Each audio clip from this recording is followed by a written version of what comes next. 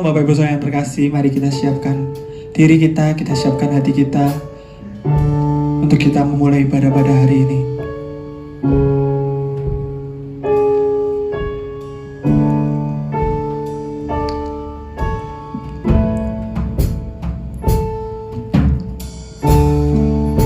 Kekuatan di jiwaku,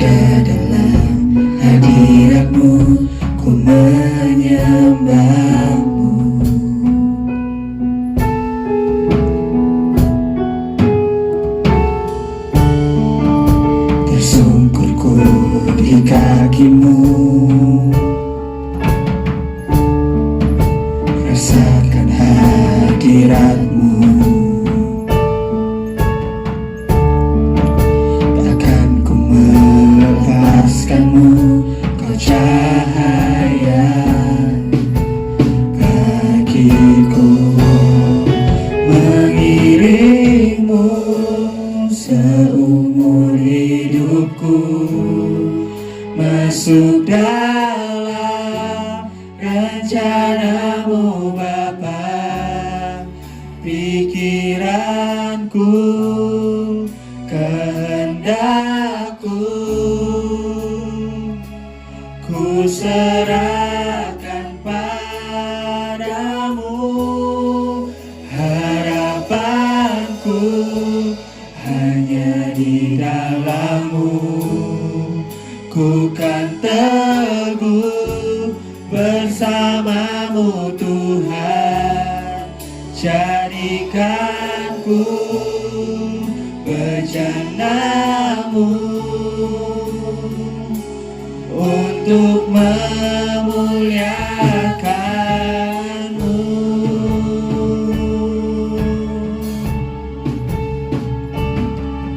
Sore ini kami bawa persembahan yang terbaik bagi-Mu Tuhan.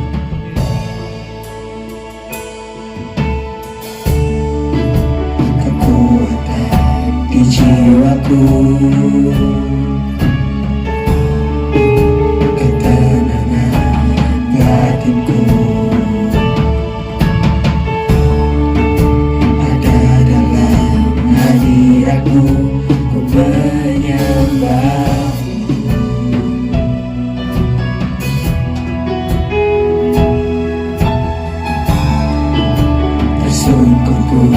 Di kaki-Mu,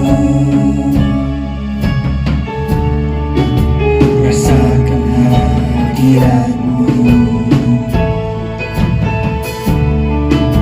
takkan ku melepaskan-Mu, Kau cahaya bagiku, mengiring-Mu seumur hidupku, masuk dalam rencana-Mu Bapa, pikiranku, kehendakku,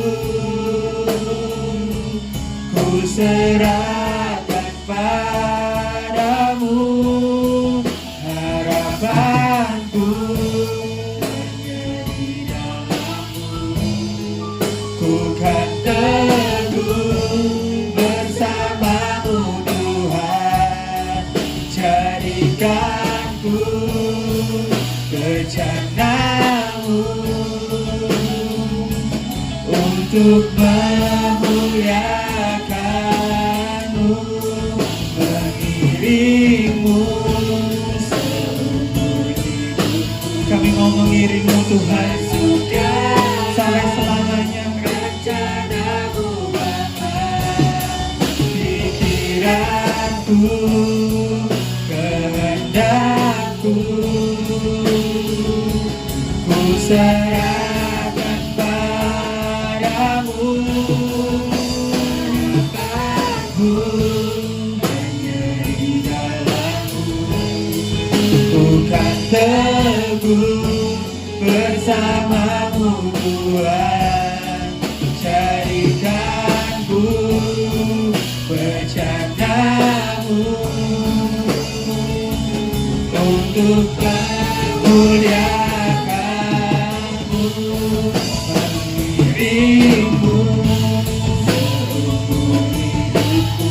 pengakuan kami. Kami mau mengikut-Mu Tuhan. Biar apapun yang terjadi dalam hidup kami akan selalu mengiring-Mu. Ku serahkan padamu, Tuhanku, menjadi namamu. Bukan teguh bersamamu Tuhan, jadikan ku bercandamu untuk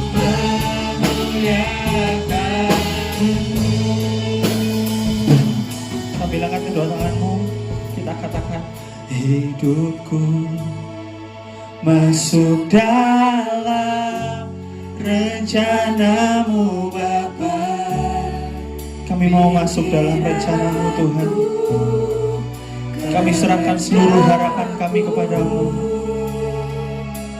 Sebab kami tahu Engkau Tuhan yang luar biasa. Engkau Tuhan yang memiliki rancangan yang terbaik buat setiap kami. Hanya di dalam-Mu bukan teguh bersama-Mu Tuhan, jadikan ku bercanda-Mu untuk memuliakan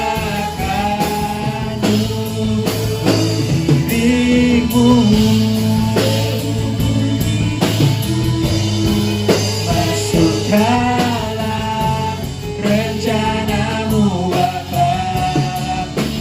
Pikiranku, kehendak-Ku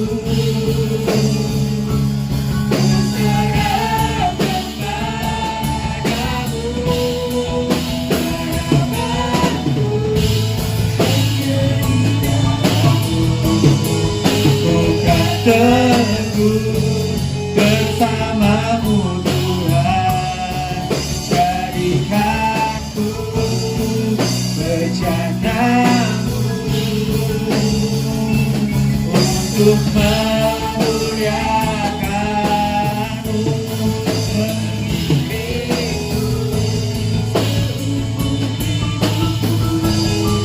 masuk dalam rencana-Mu Bapa.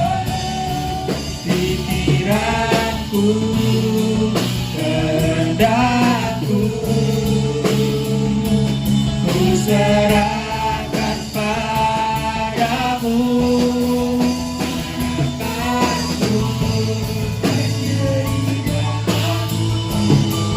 Bukan teguh bersama-Mu Tuhan, jadikan ku bercanda-Mu untuk memuliakan-Mu, untuk memuliakan-Mu, untuk memuliakan-Mu.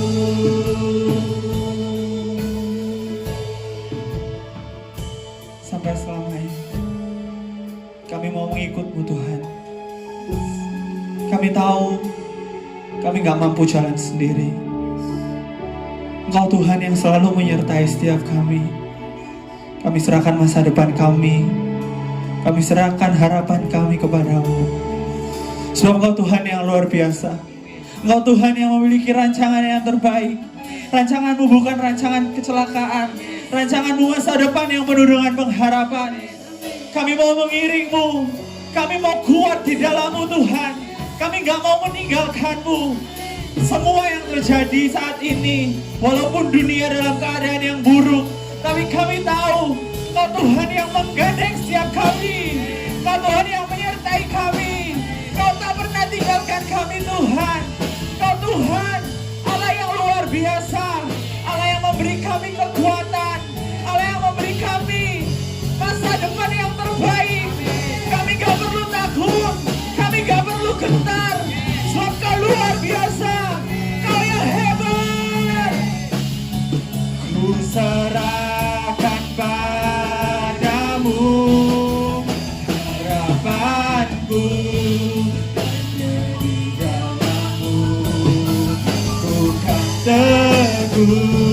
bersamamu Tuhan. Jadikanku bejanamu untuk memuliakanmu, mengiringmu. Kami mau masuk dalam rencanamu Tuhan, rencanamu Bapa. Pikiranku, kehendakku, ku serahkan padamu. Harapanku, bukan teguh bersamamu Tuhan. Jadikanku bejana, jadikanku bejanamu, jadikanku bejanamu untuk memuliakanmu. Mari berikan sorak-sorai buat Tuhan kita. Yes. Haleluya. Haleluya. Kami mau jadi bejanamu Tuhan, agar hidup kami senantiasa memuliakanmu. Dimanapun kami berada, hidup kami dapat menjadi terang. Hidup kami dapat memuliakanmu Tuhan. Kami bersyukur buat Allah yang luar biasa, buat Allah yang selalu menyertai setiap kami. Terima kasih Tuhan, terima kasih. Sore ini kami siap untuk mendengarkan firman-Mu. Beri setiap kami roh hikmat, wahyu, dan pengertian, agar kami dapat mengerti isi firman-Mu dan kami dapat melakukan dalam kehidupan kami. Kami juga berdoa untuk hamba-Mu yang kami sampaikan firman-Mu Tuhan, urapi hamba-Mu. Di dalam nama Tuhan Yesus, haleluya. Amin. Kita akan bacakan Mazmur 91. Orang yang duduk dalam lindungan yang maha tinggi dan bermalam dalam naungan yang maha kuasa akan berkata kepada Tuhan, tempat pelindunganku dan kubu pertahananku, Allahku yang kupercayai. Sungguh dialah yang melepaskan engkau dari jerat nangkap burung, dari penyakit sampar yang busuk. Dengan kepaknya ia akan menduduki engkau, di bawah sayapnya engkau akan berlindung. Kesetiaannya ialah perisai dan pagar tembok. Engkau tak usah takut terhadap kedahsyatan malam, terhadap panah yang terbang di waktu siang, terhadap penyakit sampar yang berjalan di dalam gelap, terhadap penyakit nular yang mengamuk di waktu petang. Walau 1000 orang rebah di sisimu dan 10.000 di sebelah kananmu, tetapi itu di dalam menimpamu. Engkau hanya menontonnya dengan matamu sendiri dan melihat pembalasan terhadap orang-orang fasik. Sebab Tuhan ialah tempat perlindunganmu, yang maha tinggi telah kau buat tempat perteduhanmu. Malah petaka tidak akan menimpa kamu, dan tulah tidak akan dekat kepada kemahmu. Sebab malaikat-malaikatnya akan diberitakannya kepadamu, untuk menjaga engkau di segala jalanmu. Mereka akan meletak engkau di atas tangannya, supaya kakimu jangan teranduk kepada batu. Singa dan ular tedung akan kau langkahi, engkau akan menginjak anak singa dan ular naga. Sungguh hatinya melekat kepadaku, maka aku akan meluputkannya. Aku akan membentenginya, sebab ia mengenal namaku. Bila ia berseru kepadaku, aku akan menjawab. Aku akan menyertai dia dalam kesesakan. Aku akan meluputkannya dan memuliakannya. Dengan panjang umur akan kukenyangkan dia, dan akan kuperlihatkan kepadanya keselamatan daripadaku. Amin. Shalom Bapak Ibu semua yang saya kasihi di dalam Tuhan Yesus Kristus. Salam berjumpa kembali dengan saya, Pendeta Johan Heo dari Denpasar, Bali.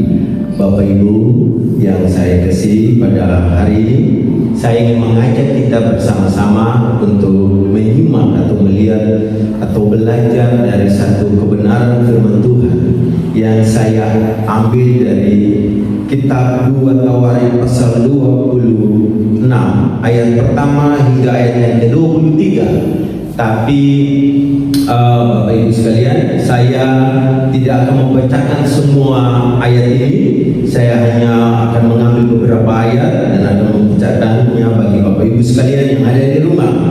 Demikian bunyi firman Tuhan. Sekali lagi, 2 Tawarik pasal 26 ayat pertama hingga ayat 23. Raja Uzia, segenap bangsa Yehuda mengambil Uzia yang masih berumur 16 tahun dan menobatkan dia menjadi raja, menggantikan ayahnya Amasya. Ia memperkuat Elot dan mengembalikannya kepada Yehuda sesudah raja mendapat perhatian bersama-sama dengan nenek moyangnya. Usia berumur 16 tahun pada waktu ia menjadi raja, dan 52 tahun lamanya ia memerintah di Yerusalem. Nama ibunya ialah Yehohilah dari Yerusalem. Ia melakukan apa yang benar di mata Tuhan, tepat seperti yang dilakukan Amasya ayahnya.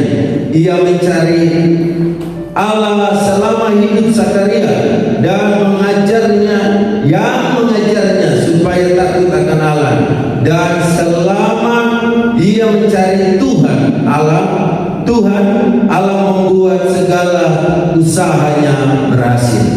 Bapak Ibu sekalian, kita baca dulu sampai ayat yang kelima. Kita berhenti untuk sementara di ayat kelima.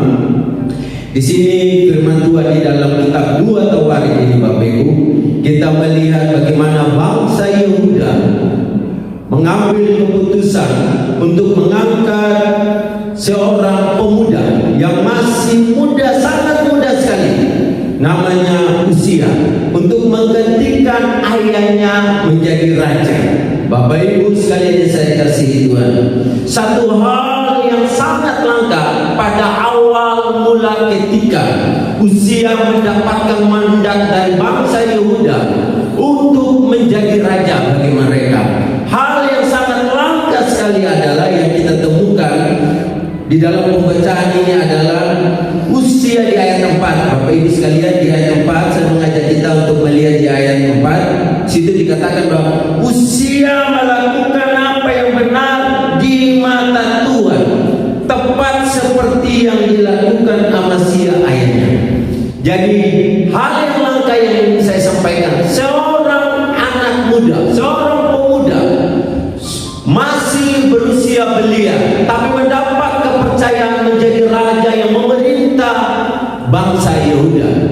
Di dalam proses itu, Uzia begitu, walaupun masih berusia muda, tapi di sini dikatakan bahwa Uzia punya komitmen untuk hidup benar dan takut akan Tuhan.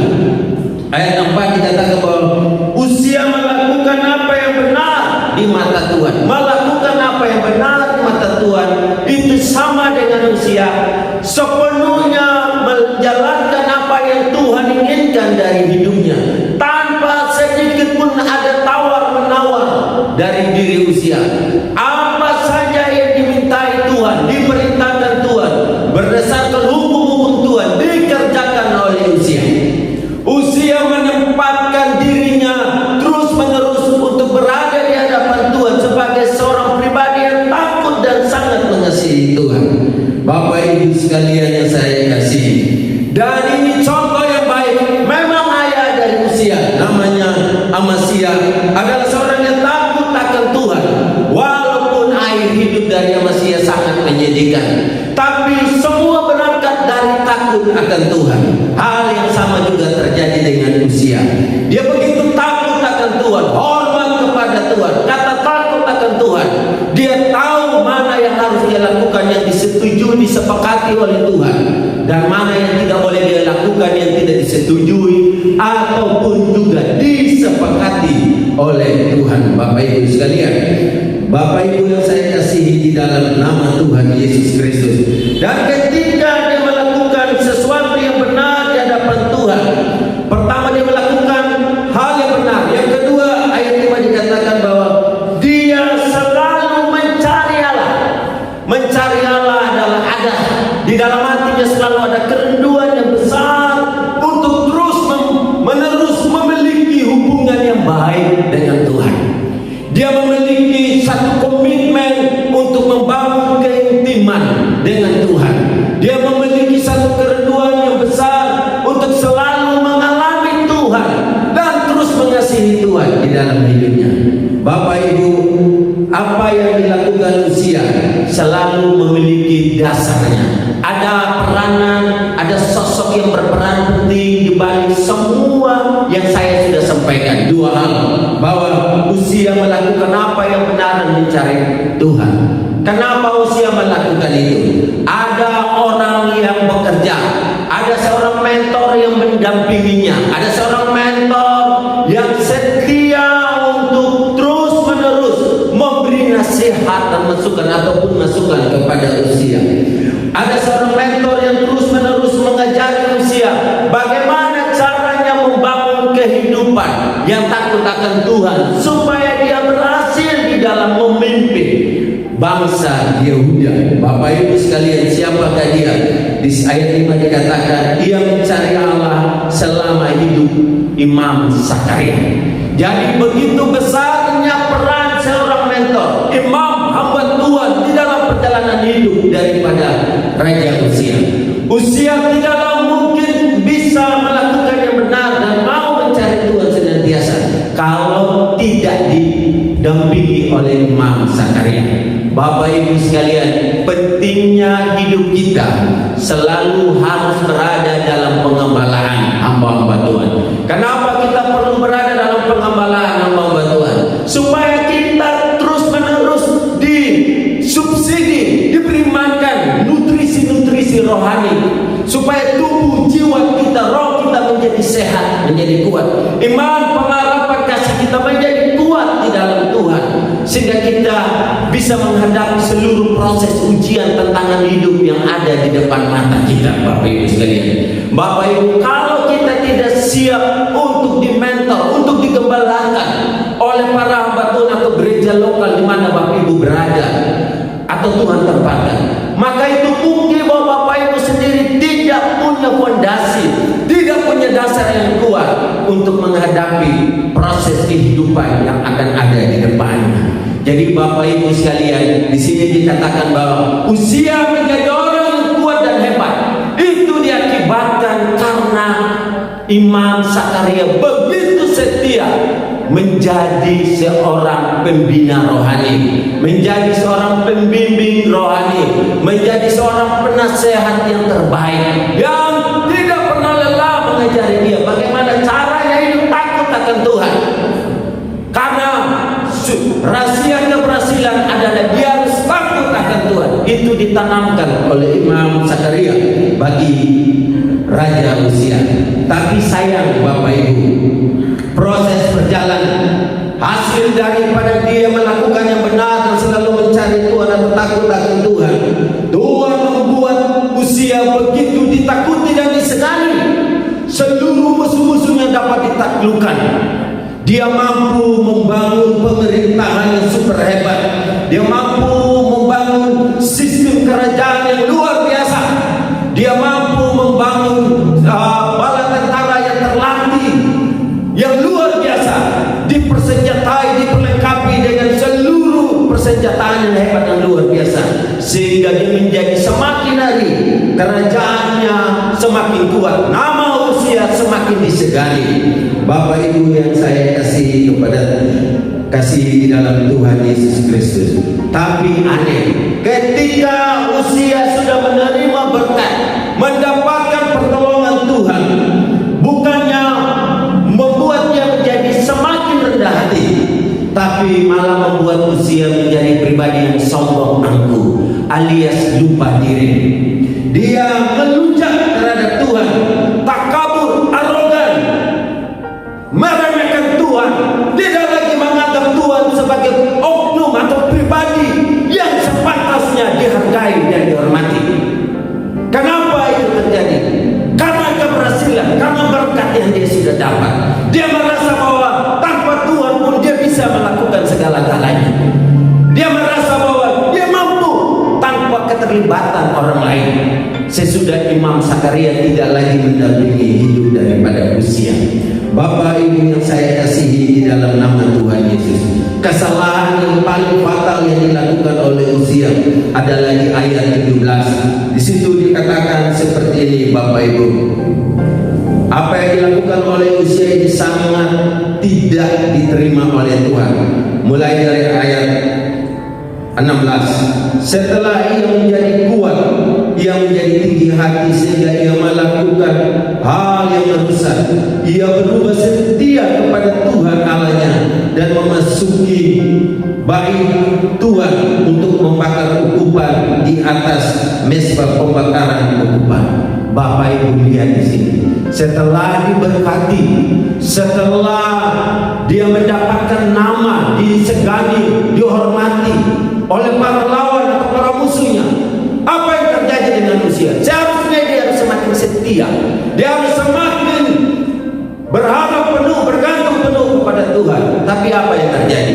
Usia menjadi sombong. Saya sudah katakan, dia lupa diri, dia arogan, dia melunjak, dia berkabur, dia tidak lagi memiliki komitmen yang baik, yang benar dengan Tuhan.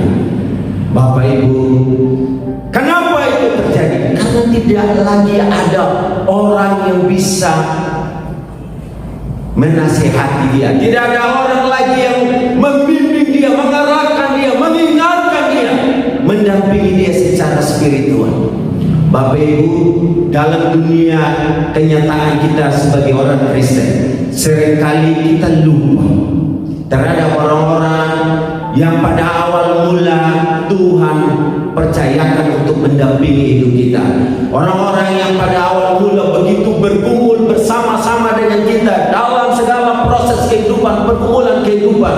Mungkin kita baru ingin memulai usaha. Hamba Tuhan tersebut Tuhan kirim untuk mendampingi Bapak Ibu, mengajak berdoa siang dan malam, sampai kelak kita berhasil, sudah diberkati oleh Tuhan. Lalu hanya karena sedikit kesalahan atau kekurangan dari hamba Tuhan itu, kita lalu berkata kita sudah tidak lagi pantas berada di gereja lokal atau berada dalam pengembalaannya.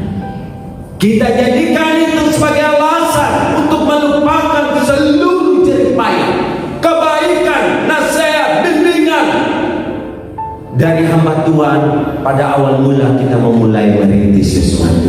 Itu yang terjadi di dalam gereja di dunia ini sekarang. Ada banyak umat Tuhan seperti itu, Bapak Ibu, memperlakukan hamba Tuhan atau membutuhkan hamba Tuhan pada waktu mereka sedang berada dalam keadaan terdesak. Kebutuhan mereka sedang terdesak, kondisi hidup mereka sedang terjepit. Mereka cari hamba Tuhan. Hamba Tuhan datang berdoa, bergumul, sampai berpuasa, berani bayar harga untuk mereka. Berdoa 1, 2, 3, 4 bulan, 1, 2 tahun, kemudian dia berhasil. Dia tidak lagi pernah mengingat tentang peranan besar seorang mentor yang pernah Tuhan taruh, Tuhan titip, yang setia selalu untuk mau diajak bergumul bersama-sama atas pergumulan hidup yang dialami. Ini yang terjadi, Bapak Ibu, sehingga akibat ketidakpuasan karena melihat masih kurangnya dari seorang hamba Tuhan, membuat dia akhirnya berpindah dari satu gereja kepada gereja yang lain. Yang lainnya, Bapak Ibu, kadang-kala sesudah kita diberkati, kita begitu sama seperti usia, lupa terhadap Tuhan, angkuh, sombong, sehingga menganggap bahwa gereja sudah tidak penting lagi. Tuhan bukan lagi menjadi prioritas bagi kita. Tuhan bukan lagi menjadi kebutuhan bagi kita.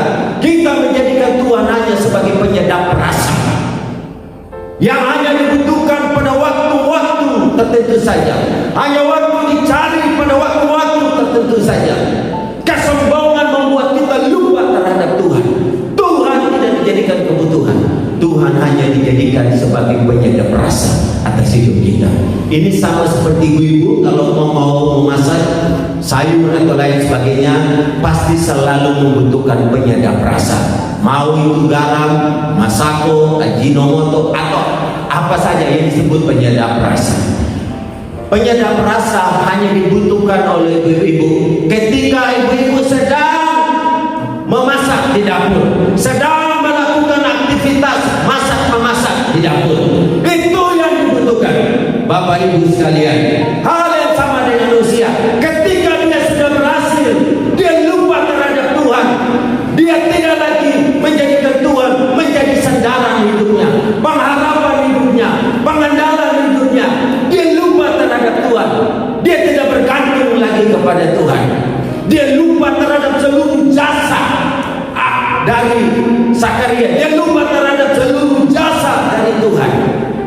Bapak Ibu, ini bukti orang yang sombong. Jadi Bapak Ibu yang saya kasihi di dalam nama Tuhan Yesus Kristus, yang Tuhan inginkan seharusnya kita sebagai anak-anaknya, ketika sudah mendapatkan pertolongan Tuhan, mengalami kita seharusnya menjadi orang yang semakin rendah hati di hadapan Tuhan. Bukan lagi menjadi orang yang tinggi hati, sombong angkuh. Yang paling aneh Bapak Ibu, saya lihat kadang-kala ada jemaat memperlakukan hamba Tuhan dengan seenak-enaknya, semaunya dia. Saya suka hatinya dia. Pokoknya seenak-enaknya. Kadang-kala yang penting saya dan gereja perpuluhan saya datang, katanya gitu. Saya dan gereja yang penting saya titip persembahan. Ini gila namanya Bapak Ibu. Ini namanya orang super angkuh, keras kepala dan aneh, bin ajaib. Ini terjadi Bapak Ibu di dalam gereja sekarang. Bapak Ibu, usia memberi pelajaran kepada kita. Kita menarik makna rohani dari peristiwa atau perjalanan hidup dari Raja Usia. Betapa pentingnya kita harus sungguh-sungguh takut akan Tuhan. Pentingnya kita memiliki seorang pendamping rohani. Pentingnya kita memiliki seorang yang bisa mengembalakan hidup kita. Itu sudah dikatakan oleh Tuhan Yesus. Tuhan berkata kepada Petrus dalam Injil Yohanes pasal 21. Waktu Tuhan berbicara dengan Petrus, Petrus, apakah engkau mengasihi aku? Dia katakan, ya Tuhan, saya mengasihi engkau. Pertanyaan yang sama diulang sampai 3 kali. Dalam jawaban yang ketiga yang diberikan Petrus membuat hatinya hancur, karena dia menyadari pertanyaan ini bukan pertanyaan biasa-biasa, tapi pertanyaan yang memiliki makna yang dalam. Artinya Tuhan mau Petrus konsisten terhadap panggilan Tuhan dan terhadap ketetapan Tuhan atas hidupnya, untuk terus-menerus mengembalakan umat-umat Tuhan nanti ketika Tuhan sudah terangkat atau naik ke surga. Bapak Ibu sekalian yang saya kasih Tuhan, contoh yang lain di Kisah Para Rasul pasal 2, ketika jemaat mula-mula begitu menjadi kebanggaan dan kesukaan bagi banyak orang. Alkitab berkata itu terjadi karena mereka selalu tekun dalam pengajaran. Artinya sekalipun mereka sudah melihat Tuhan, mengalami Tuhan, tapi itu tidak pernah cukup bagi mereka. Mereka selalu memiliki perasaan yang lapar dan haus akan Tuhan. Kebutuhan terhadap Tuhan semakin hari semakin meningkat, sehingga kita berkata mereka selalu tekun dalam pengajaran rasul-rasul. Bapak Ibu, kalaupun Bapak Ibu sudah diajar, dibimbing, dibina, lalu menjadi orang-orang yang sudah mengerti kebenaran firman Tuhan, saya ingatkan, jangan pernah sombong, jangan pernah melupakan Tuhan, jangan pernah melupakan jasa-jasa seseorang, hamba-hamba Tuhan, mentor-mentor rohanimu yang pernah berjasa mendampingi kamu dalam suka dan dalam duka. Jangan pernah lakukan itu Bapak Ibu. Kalau sampai itu dilakukan dan terjadi atas hidup kita, itu sama dengan kita sedang membiarkan hidup kita berjalan dalam kegagalan, berjalan dalam kehancuran. Dan ini terjadi atas akhir daripada Raja Usia. Usia melecehkan Tuhan, tidak lagi menganggap umat Tuhan, tidak lagi menganggap pelayanan seorang imam menjadi sesuatu yang sakral dan mulia. Dia menghina Tuhan. Apa yang menjadi tugas seorang imam diambil alih oleh Usia. Bapak Ibu, dan yang paling parah, ketika dinasihati Usia itu keras kepala, melawan sama Tuhan. Itu terjadi karena Usia sudah jaya, sudah hebat, sudah berhasil, sudah kaya, namanya sudah masyhur di mana-mana.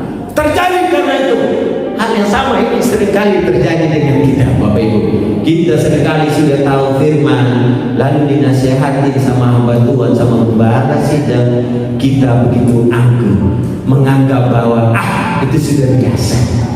Saya sudah sering dengar, Bapak Ibu, kalau sampai ada statement ataupun hal-hal seperti ini terlintas dalam pikiran kita, di benak kita, itu menunjukkan bahwa Bapak Ibu saudara dan saya belum matang, belum dewasa secara rohani. Kualitas rohani kita sangat rendah sekali, sangat menyedihkan, Bapak Ibu. Ini sama dengan dalam kitab Injil Markus, ketika Tuhan ingin memasuki kota Yerusalem, di tengah perjalanan Tuhan merasa lapar, Bapak Ibu.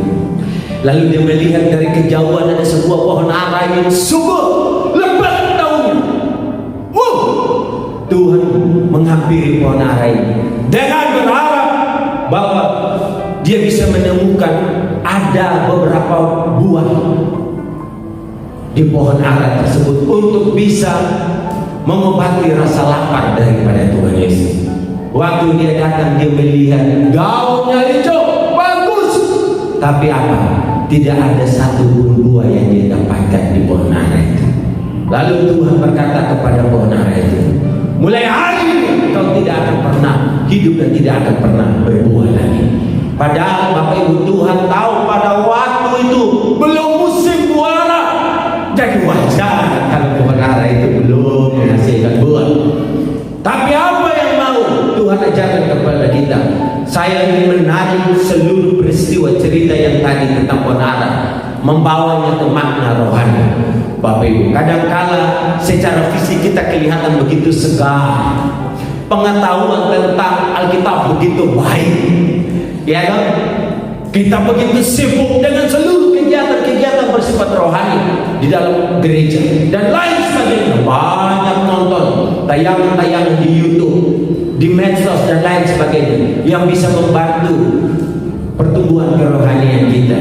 Tapi Bapak Ibu ingat baik-baik, seringkali kita hanya berhenti di situ. Kita hanya merasa cukup ketika sudah mengetahui tentang kebenaran. Padahal yang Tuhan inginkan bukan mengetahui, kita harus mengalami Dia. Bukan hanya sekedar mengenal Tuhan, tapi harus mengalami Tuhan setiap saat di dalam diri kita. Ini pohon ara, hijau daunnya.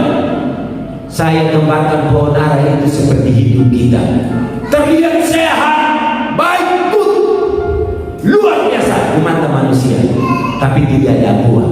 Kenapa tidak ada buah? Tidak ada buah-buah kehidupan, buah-buah rohani yang kita hasilkan.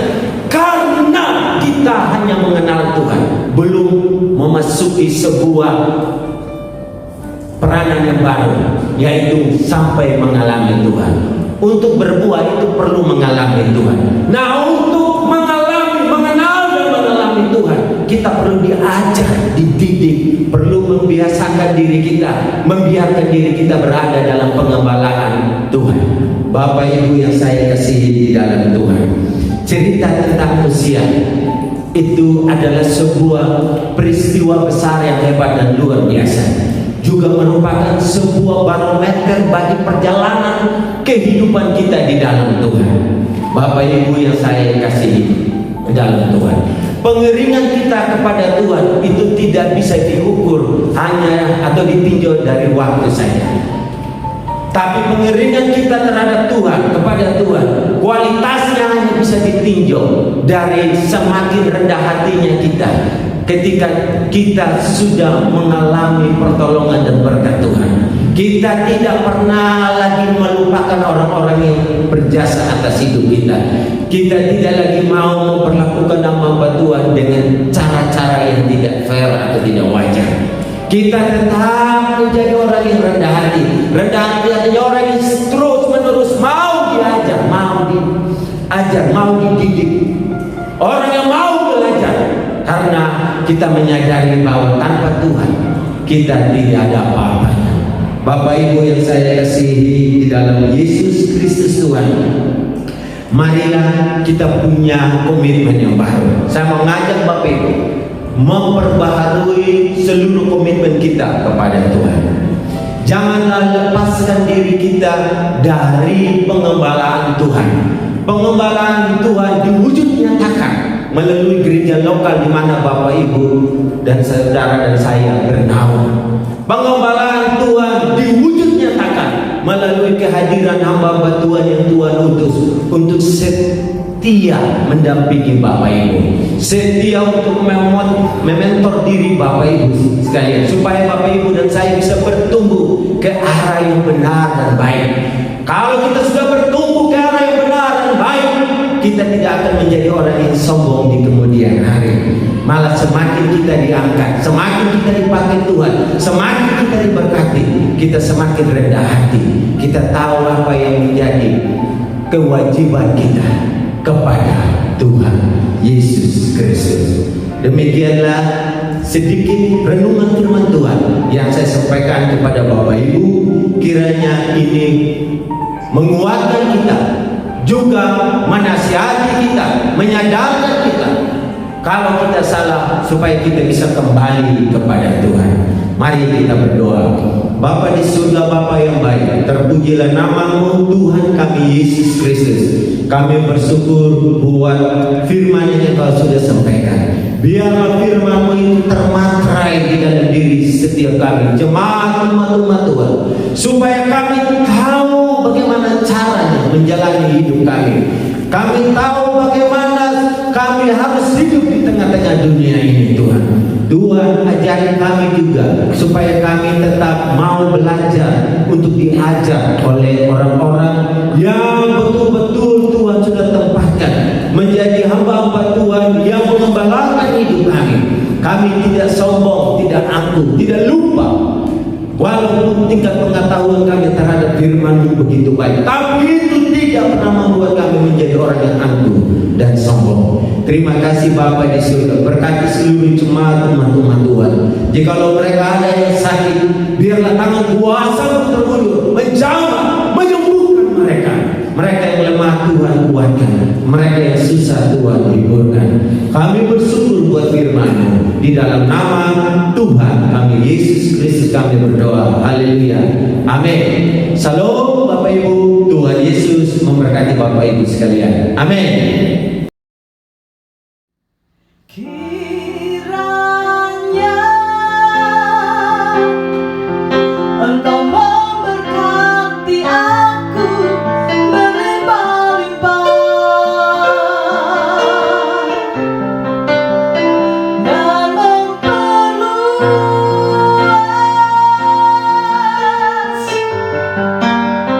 daerahku.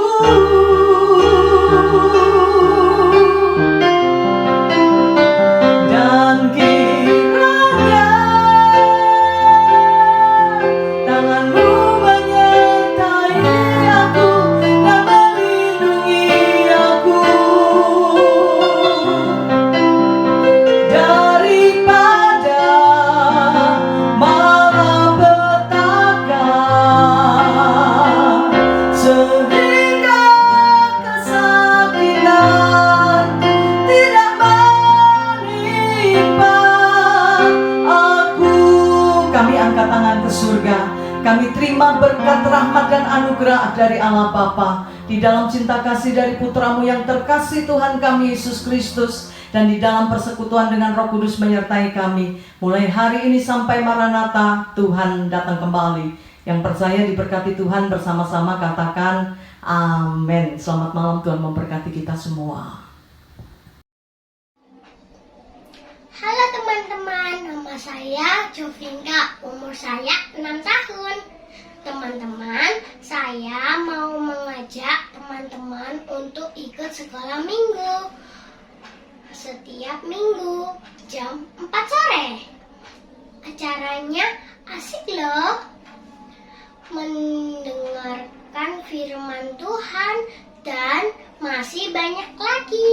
Jangan lupa teman-teman untuk ikut sekolah minggu.